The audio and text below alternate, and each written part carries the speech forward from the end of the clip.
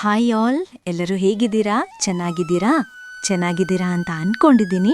ನಾನು ಕೂಡ ಅಷ್ಟೇ ತುಂಬಾನೇ ಚೆನ್ನಾಗಿದ್ದೀನಿ. ಇವತ್ತು ನಾನು ಹೌಸ್ ವೈಫು ಹೇಗೆ ಪ್ರಾಡಕ್ಟಿವ್ ಆಗಿ ತನ್ನ ದಿನ ಕಳೀಬೇಕು ಅನ್ನೋದ್ರ ಬಗ್ಗೆ ಒಂದಿಷ್ಟು ಟಿಪ್ಸನ್ನು ಕೊಡ್ತೀನಿ. ಬನ್ನಿ ಹಾಗಿದ್ರೆ ಏನಂತ ನೋಡ್ಬಿಡೋಣ tips. Friends, housewife productive ಆಗಿರೋದು ಅಂತ ಅಂದರೆ ದಿನಪೂರ್ತಿ ಓಡಾಡ್ಕೊಂಡಿರೋದಲ್ಲ. ಕೆಲಸ ಟೈಮಿಗೆ ಸರಿಯಾಗಾಗೋದು, ಅದ್ರ ಜೊತೆಗೇನೆ ನಮ್ಮ ಮನಸ್ಸಿಗೂ ಸಹ ಶಾಂತಿ ಇರೋದು. ಕೆಲವು ಟಿಪ್ಸ್ನ ನಿಮ್ಮ ಜೊತೆ ಇಲ್ಲಿ ಹಂಚ್ಕೊಂಡಿದ್ದೀನಿ. ಬನ್ನಿ ಏನಂತ ನೋಡೋಣ. ಮೊದಲಿಗೆ ಏನಪ್ಪಾ ಅಂತ ಅಂದರೆ, ಬೆಳಿಗ್ಗೆ ನಾವು ಒಂದು ಸ್ವಲ್ಪ ಬೇಗ ಏಳಬೇಕು.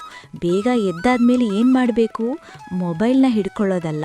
ಮೊಬೈಲ್ನ ಒಂದು 30 ನಿಮಿಷ ಆದರೂ ನಾವು ಮುಟ್ಟಕ್ಕೆ ಹೋಗಬಾರ್ದು. ಎದ್ದು ತಕ್ಷಣ ನಾವು ತಣ್ಣೀರಲ್ಲಿ ಮುಖ ತೊಳ್ಕೊಂಡ್ಬಿಡ್ಬೇಕು. ಆವಾಗ ನೋಡಿ ಎಂಥ ನಿದ್ರೆ ಇದ್ರೂ ಹೋಗ್ಬಿಡುತ್ತೆ.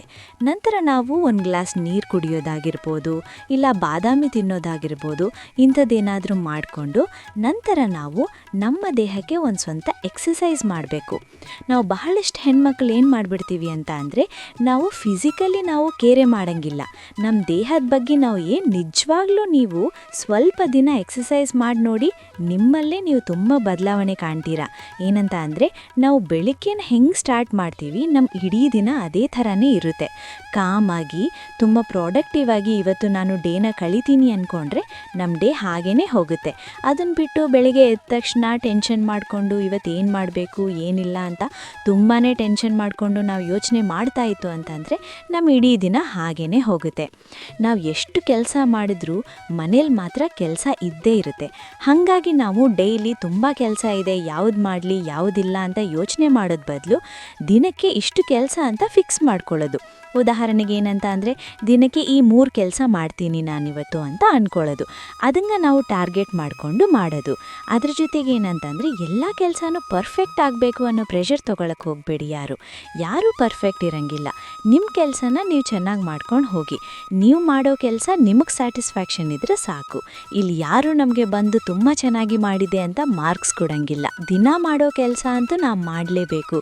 ಉದಾಹರಣೆಗೆ ಕುಕ್ಕಿಂಗ್ ಆಗಿರ್ಬೋದು, ಮನೆ ಕ್ಲೀನ್ ಮಾಡೋದು, ಅದನ್ನೆಲ್ಲ ಮಾಡ್ತೀವಿ.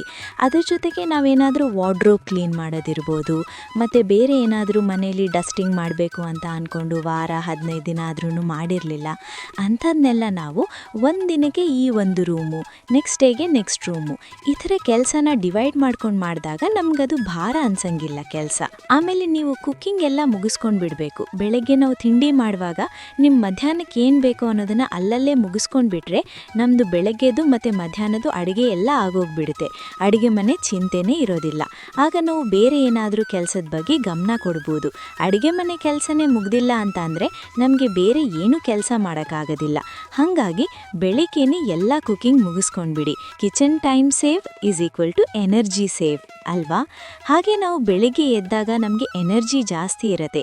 ಹಾಗಾಗಿ ನಾವು ಆವಾಗಲೇ ಎಲ್ಲ ಕೆಲಸ ಮುಗಿಸ್ಕೊಂಡ್ಬಿಡ್ಬೇಕು. ಆದಷ್ಟು ನಮ್ಮಿಂದ ಎಷ್ಟಾಗುತ್ತೋ ಅಷ್ಟು ಎಲ್ಲ ಕೆಲಸನೂ ಮಾಡ್ಕೋಬೇಕು.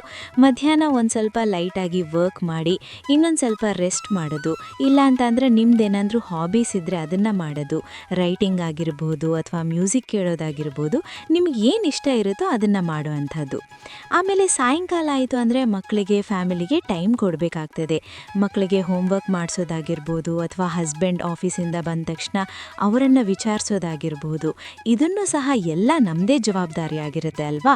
ಹಾಗಾಗಿ ಬೆಳಿಗ್ಗೆ ನಮ್ಗೆ ಎಷ್ಟಾಗುತ್ತೋ ಅಷ್ಟು ಕೆಲಸ ಮಾಡಿಕೊಂಡು ಮಧ್ಯಾಹ್ನ ಸ್ವಲ್ಪ ಕೆಲಸ ಆದರೆ ಮಾಡೋದು, ಇಲ್ಲ ಅಂತ ಅಂದರೆ ರೆಸ್ಟ್ ಮಾಡಿ ಸಂಜೆ ಫ್ಯಾಮಿಲಿಗೆ ಟೈಮ್ ಕೊಡಿ. ಯಾಕಂತ ಅಂದರೆ ನಮಗೆ ಯಾರ ಅವಶ್ಯಕತೆ ಇಲ್ಲ ಅಂದ್ರೂ ನಮ್ಮ ಅವಶ್ಯಕತೆ ಎಲ್ರಿಗೂ ಇದ್ದೇ ಇರುತ್ತೆ ಮನೇಲಿ. ಹಾಗಾಗಿ ಎಲ್ರಿಗೂ ಟೈಮ್ ಕೊಡಿ. ಆಮೇಲೆ ಇನ್ನೊಂದು ಏನು ಮಾಡ್ತೀವಿ ಹೆಣ್ಮಕ್ಳು ಅಂತ ಅಂದರೆ, ನಾವು ರೆಸ್ಟ್ ಮಾಡ್ತೀವಲ್ಲ, ಆ ರೆಸ್ಟ್ನ ತುಂಬಾ ಗಿಲ್ಟಿ ಫೀಲ್ ಮಾಡ್ಕೋತೀವಿ. ರೆಸ್ಟ್ ಮಾಡೋ ಬದಲು ಬೇರೆ ಕೆಲಸ ಮಾಡ್ಬೋದಿತ್ತಲ್ಲ ಅಂತ ಅನ್ಕೋತೀವಿ. ಅದು ತುಂಬಾ ದೊಡ್ಡ ತಪ್ಪು. ನಮಗೂ ಸಹ ರೆಸ್ಟ್ ಬೇಕು. ಅಟ್ಲೀಸ್ಟ್ 15 to 20 ಮಿನಿಟ್ಸ್ ರೆಸ್ಟ್ ಮಾಡಿದ್ರೆ ನಮಗೆ ಮತ್ತೆ ರಿಫ್ರೆಶ್ ಆಗಿ ಬೇರೆ ಕೆಲಸ ಮಾಡೋಕ್ಕೂ ಸಹ ಮನಸ್ಸಾಗುತ್ತೆ. Rest is not laziness, rest is recharge. ಆಮೇಲೆ ಮೀ ಟೈಮ್ನ ಕಂಪಲ್ಸರಿ ಮಾಡ್ಕೊಳ್ಳಿ. ಅಂದರೆ ನಿಮಗೆ ನೀವು ಟೈಮ್ ಕೊಟ್ಕೊಳ್ಳೋದು. ನಿಮ್ಗಿಷ್ಟ ಆಗೋ ಕೆಲಸ ಮಾಡಿ. ಹಾಡು ಕೇಳಿ ಅಥವಾ TV ನೋಡಿ, ಇಲ್ಲ ಅಂತಂದರೆ ಹೊರಗಡೆ ವಾಕ್ ಹೋಗಿ, ಶಾಪಿಂಗ್ ಹೋಗಿ, ಈ ಥರ ನಿಮ್ಗಿಷ್ಟ ಆಗಿರೋ ಕೆಲಸ ಮಾಡಿ. ಯಾಕಂತ ಅಂದರೆ ನೀವು ನಿಮ್ಗಿಷ್ಟ ಆಗಿರೋ ಕೆಲಸ ಮಾಡಿದಾಗ ನೀವು ಹ್ಯಾಪಿಯಾಗಿರೋಕ್ಕೆ ಸಾಧ್ಯ. ಹ್ಯಾಪಿಯಾಗಿರೋ ಹೌಸ್ ವೈಫೇ ಪ್ರಾಡಕ್ಟಿವ್ ಹೌಸ್ ವೈಫ್ ಆಗಿರ್ತಾಳೆ. ಹಾಗಾಗಿ ಹ್ಯಾಪಿಯಾಗಿರೋದು ತುಂಬಾ ಮುಖ್ಯ. ಓಕೆ ಫ್ರೆಂಡ್ಸ್, ಈ ಎಲ್ಲ ಟಿಪ್ಸ್ ನಿಮ್ಗೆ ಇಷ್ಟ ಆಯಿತು ಅನ್ಕೊತೀನಿ.